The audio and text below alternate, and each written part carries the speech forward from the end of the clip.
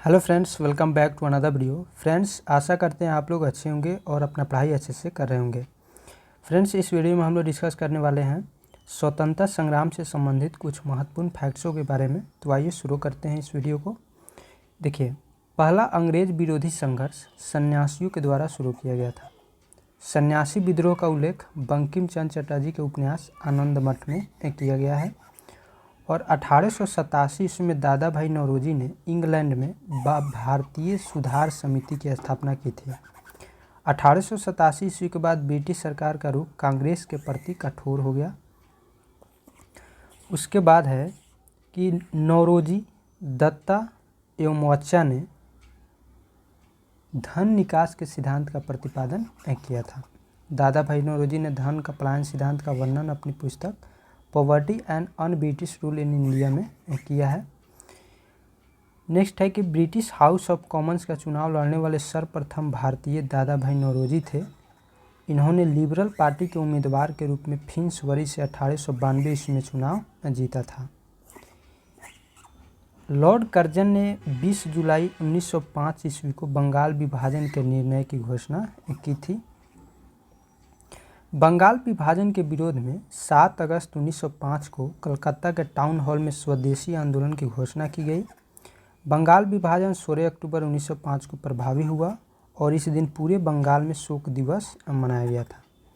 कांग्रेस पर कुछ विशेष टिप्पणियां अलग अलग लोगों के द्वारा किया गया है। डफरिन ने कहा था कि कांग्रेस केवल सूक्ष्मदर्शी अल्पसंख्या का प्रतिनिधित्व करती है। कर्जन के द्वारा कहा गया कि कांग्रेस अपने पतन की ओर लड़खड़ाती हुई जा रही है। अरविंद घोष के द्वारा कहा गया कि कांग्रेस क्षय रोग से मरने ही वाली है। बंकिम चंद्र चटर्जी ने कहा था कि कांग्रेस के लोग पदों के भूखे राजनीतिज्ञ हैं। चलिए, नेक्स्ट फैक्ट्स है कि स्वदेशी आंदोलन में वंदे मातरम, विभाजन नहीं चाहिए एवं बंगाल एक है आदि नारे लगे थे। स्वदेशी आंदोलन का विचार सर्वप्रथम कृष्ण कुमार मित्र के पुत्र पत्र संजीवनी में 1905 ईस्वी में प्रस्तुत किया गया था। आंध्र के डेल्टा इलाकों में स्वदेशी आंदोलन को वंदे मातरम आंदोलन के नाम से जाना जाता था। 1906 में कलकत्ता में हुए कांग्रेस के अधिवेशन की अध्यक्षता करते हुए दादा भाई नौरोजी ने पहली बार स्वराज की मांग प्रस्तुत की थी।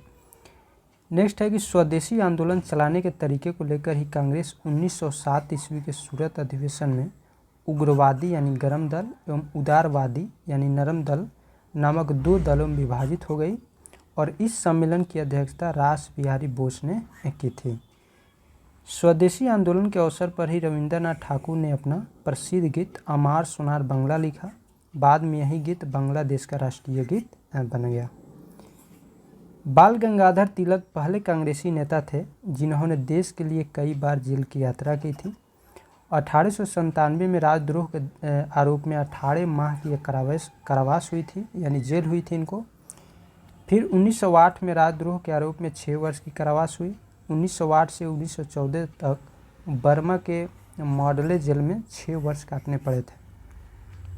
प्लेग के समय की ज्यादतियों से प्रभावित होकर पूना के चापेकर बंधुओं यानी दामोदर चापेकर एवं बालकृष्ण चापेकर ने प्लेग अधिकारी रैंड एवं एस्ट की हत्या कर दी थी।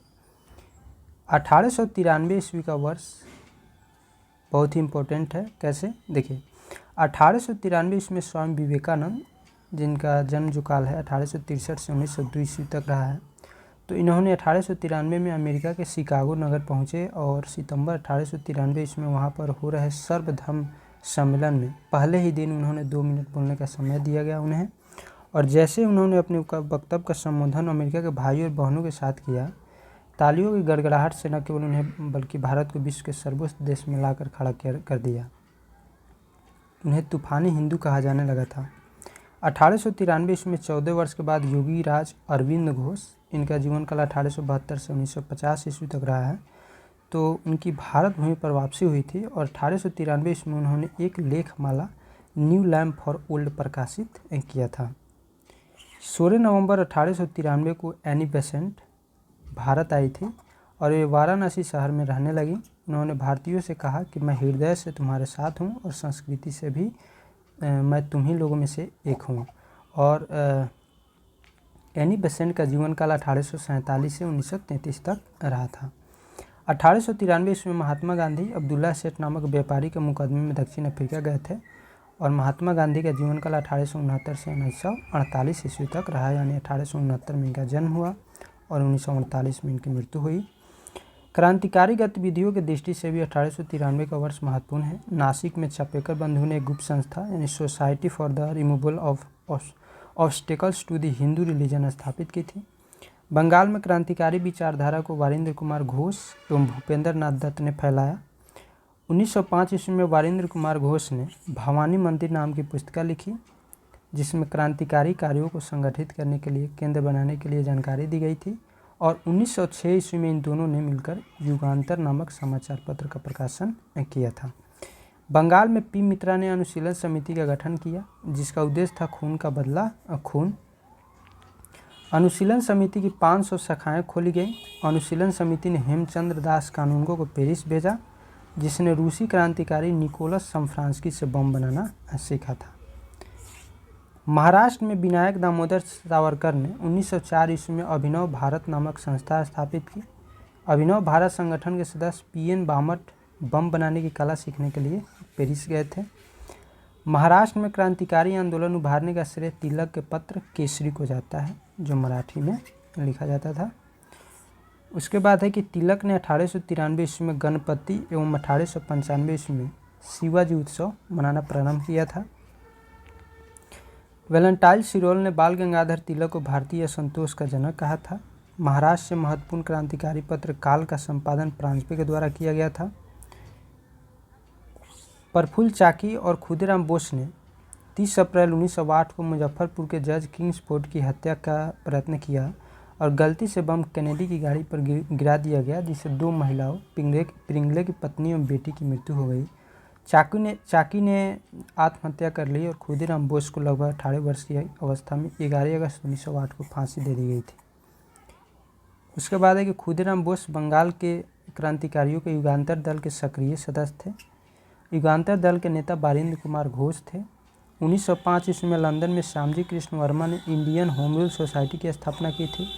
श्यामजी कृष्ण वर्मा को क्रांतिकारियों का पिता कहा जाता है। पीछे वाला देख लेते हैं थोड़ा खुदीराम बोस के बारे में। इनका जन्म हुआ था 1889 ईस्वी में। ग्राम हबीबपुर, जिला मिदनापुर, पश्चिम बंगाल में पड़ता है। पकड़ने वाली पुलिस फतेह सिंह एवं श्री प्रसाद मिश्र था। खुदीराम बोस के मुकदमे में जज कर्नाडप, सरकारी वकील मानू को विनोद मजूमदार। खुदीराम बोस की ओर से वकील था कालिदास बोस। फांसी की तारीख 11 अगस्त 1908। एक हाथ में गीता लेकर खुदीराम बोस फांसी के तख्ते पर जा खड़े हुए थे। चलिए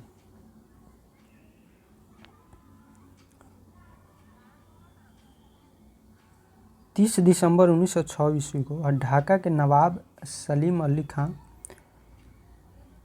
सलीमुल्लाह खां निमंत्रण पर सम्मेलन हुआ। इसके निमंत्रण पर सम्मेलन हुआ और नवाब वकारुल मुल्क इसके अध्यक्ष थे। सम्मेलन में अखिल भारतीय मुस्लिम लीग का उदय हुआ। लीग का संविधान 1907 ईस्वी में कराची में बना और इस संविधान के अनुसार प्रथम अधिवेशन 1908 ईस्वी में अमृतसर में हुआ, जहां आगा खां को इसका अध्यक्ष बना दिया गया और मुस्लिम लीग ने बंगाल विभाजन का समर्थन किया था। भीखाजी रुस्तम कामा भारतीय मूल की फ्रांसीसी नागरिक थी, जो जर्मनी के स्टुटगार्ट शहर में 22 अगस्त 1907 को आयोजित 7वीं अंतर्राष्ट्रीय कांग्रेस में तिरंगा फहराने के लिए जानी जाती हैं और इनके माता पिता पारसी थे। इन्होंने दादा भाई नौरोजी के निजी सचिव के रूप में भी एक काम किए थे। 1 जुलाई 1909 को मदनलाल ढींगरा ने विलियम कर्जन वायली को गोली मारकर हत्या कर दी। 16 अगस्त 1909 ईस्वी को मदनलाल ढींगरा को मृत्युदंड की सजा दिया गया था और 21 दिसंबर 1909 को अनंत कान्हरे ने जैक्सन को गोली मार दी थी। तो फ्रेंड्स, आई होप ये वीडियो आपको पसंद आया होगा। अगर वीडियो आपको अच्छा लगे तो प्लीज़ वीडियो को लाइक कीजिए, चैनल को सब्सक्राइब कर लीजिए। फिर मिलते हैं हम लोग नेक्स्ट वीडियो में नेक्स्ट टॉपिक के साथ। तब तक के लिए हंसते रहिए, पढ़ते रहिए। जय हिंद।